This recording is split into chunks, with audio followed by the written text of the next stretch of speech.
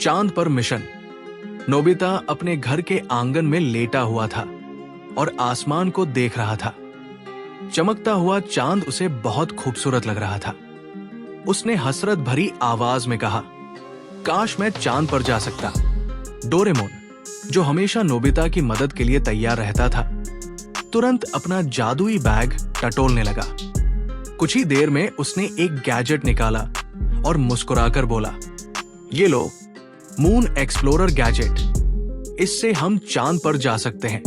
Nobita बहुत खुश हुआ और तुरंत अपने दोस्तों शिजुका, सुनियो और जियान को बुला लिया। सभी उत्साह से तैयार हो गए। डोरेमोन ने गैजेट का बटन दबाया और एक आधुनिक रॉकेट प्रकट हो गया। सभी उसमें बैठ गए और 3, 2, 1 लिफ्ट ऑफ के साथ रॉकेट चांद की ओर रवाना हो गया। चांद पर लैंडिंग।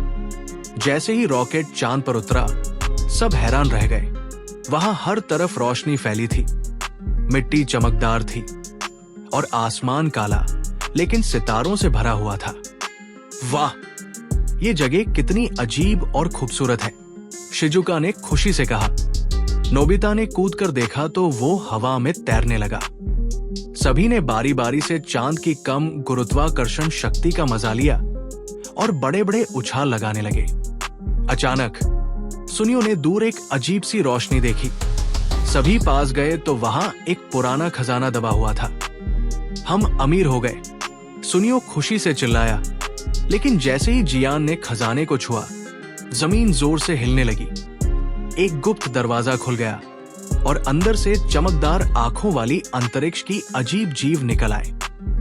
खतरा और वापसी, ये तो खतरनाक लग रहे हैं। नोबिता घबरा गया, लेकिन डोरेमोन ने जल्दी से लैंग्वेज ट्रांसलेटर गैजेट निकाला और उनसे बात की। पता चला कि वे एलियन अपने खजाने की रक्षा कर रहे थे और उनका कोई बुरा इरादा नहीं था। सभी ने माफी मांगी और एलियंस ने उनकी माफी स्वीकार कर ली। लेकिन अचानक एक और समस्या खड़ी हो गई। उनका रॉकेट खराब हो चुका था और पृथ्वी पर वापस जाना संभव नहीं लग रहा था। अब क्या करें? नोबिता ने घबराकर पूछा। डोरेमोन ने मुस्कुराकर अपना बैग खोला और रिपेयर बॉट निकाला, जो कुछ ही सेकंड में रॉकेट को ठीक कर सकता था। जैसे ही रॉकेट ठीक हुआ, सभी ने एलियंस को अलविदा कहा और रॉकेट में बैठ गए। पृथ्वी पर वापसी। कुछ ही समय में वे दोबारा पृथ्वी पर उतर गए। सभी बहुत खुश थे, लेकिन थोड़े हैरान भी। ये सफर वाकई अविश्वसनीय था।